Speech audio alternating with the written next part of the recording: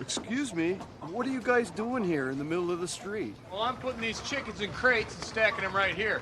Jim's job is to make sure we always have plenty of watermelons. Oh, so you're selling watermelons? No, sir. We just got to make sure there's plenty of them stacked at all times, just like the chickens.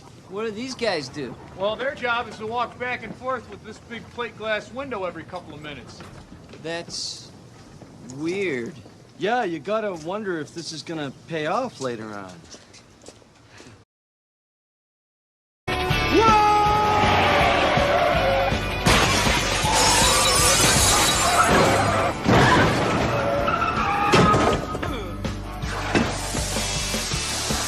All right, men.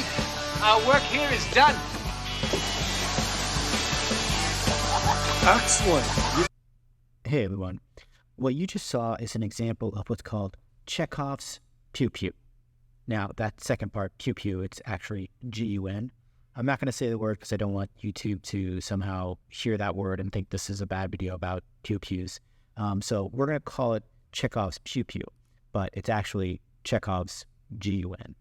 And it's a narrative principle, and it states that every element in a story must be necessary, and irrelevant elements should be removed.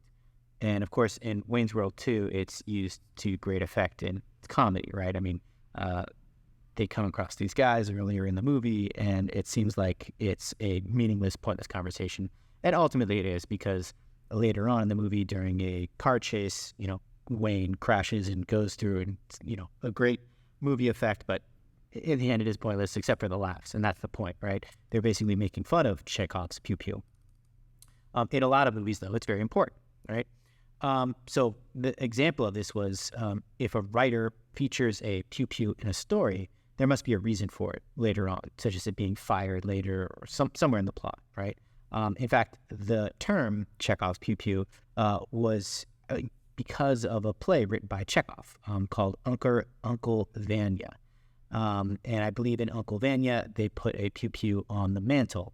And so it's hanging there on the mantle, and of course it does get used later on in the play, but that's the point, right? Don't put it in there unless you're going to use it.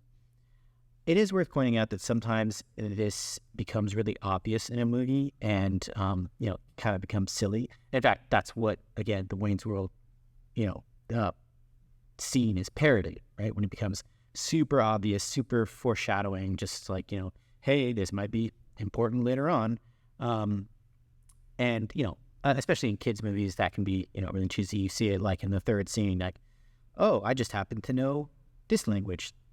That might be important later on. Otherwise, why would they have brought it up?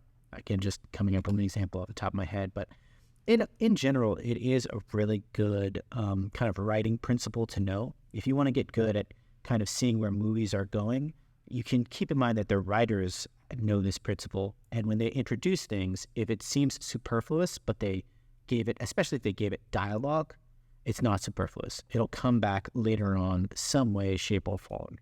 And when they do, you'll know why. It's because of Chekhov's pew-pew. It's a principle. It is worth pointing out that some people disagree with it. Some authors, Hemingway actually is famous for not agreeing with this principle. And I want to give, some credit here, which is to say it is nice, the idea that certain elements will be brought in and not become super important for the plot. It's brought in because it adds character, or it adds color, or it adds just a brief moment of respite from the actual plot. So there are folks like Hemingway, and I'm sure there are others who kind of disagree with the principle, and so it's not like a hard and fast rule.